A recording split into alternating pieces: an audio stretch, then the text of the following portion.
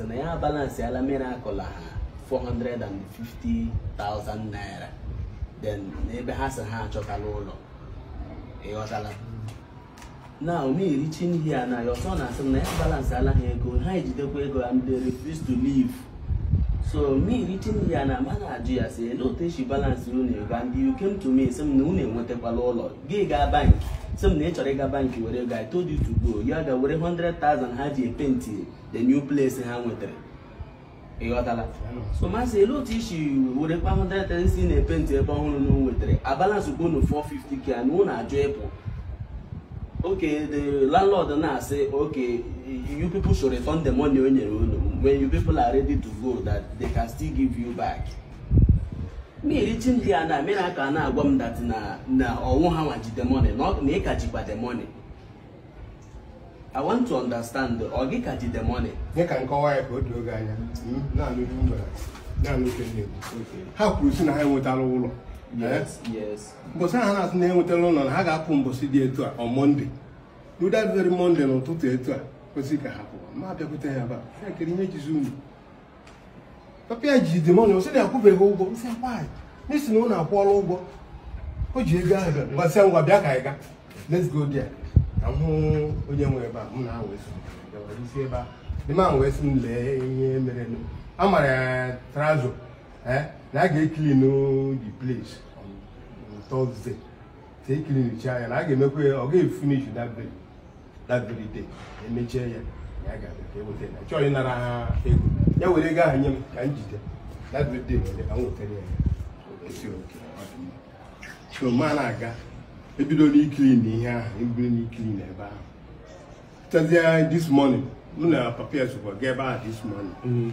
Mama clean the child, but I can maybe don't clean when you clean it here. I beg all that very day. So no, I am ready to. Camera will finish here. Who no get finish here. Tata, I get with her. You say that I'm not prepare to go back this morning very early in the morning. I go remember.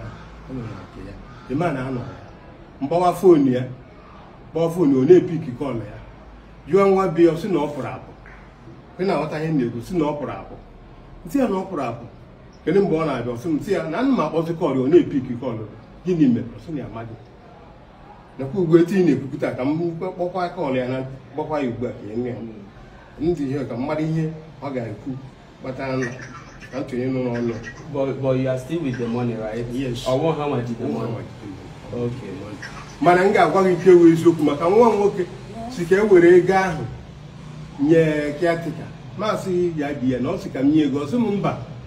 No, I want you to make go. The man was seeing your ego. Then get you then money. I want to yes. Yes, it's what my father said. Also, a question you got. When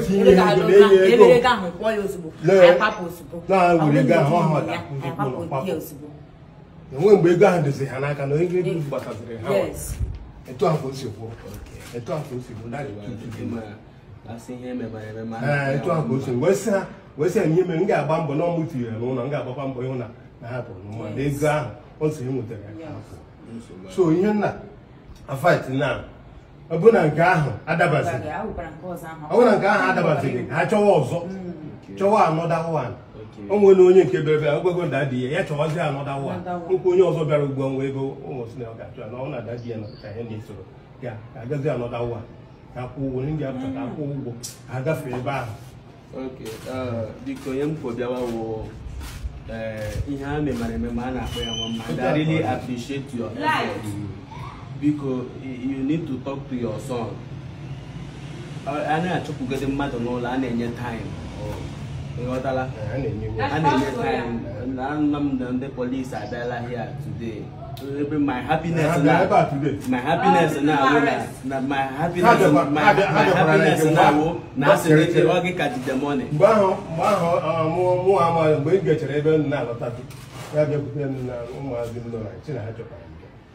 Opposite in the phone. Now, just the more really got you. Son, I mean, you know, you come with you and get you and me ego. The may really go, you go in the ego. Understand? Tell on by also with a good caretaker. Instead of my getting a caretaker. No, you get you go in the ego.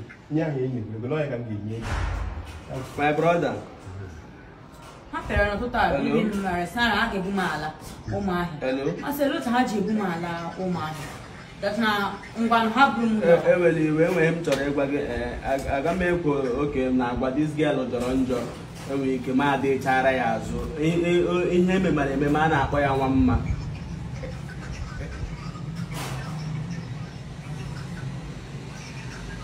So this is here we should regana your dad to settle.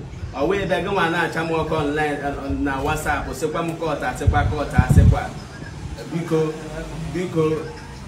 because amam na ji me go but anem ehetre mumma de me legal threat ni enwe ike ge hota na e ka mjide because him ko bia we ba na asem hello to this girl ha ga shi dide ga kwechikwere noro here me reaching here na ya woro na your dad ka jide the money and now fight back na ha wetere better position po and enye go di madu quick notice gi and enye time say from so gi nye madu time man na boko opo no ko ti de we ban ihe miracle shut up. So here Matagala, your father need sort amicably. As for the money, he's still with the money. So we'll give them time. Yes, that he got to plan and immediately, and she's insulting one which is true. Everybody is confirming that. But please, you don't have time. Let them look for a better place.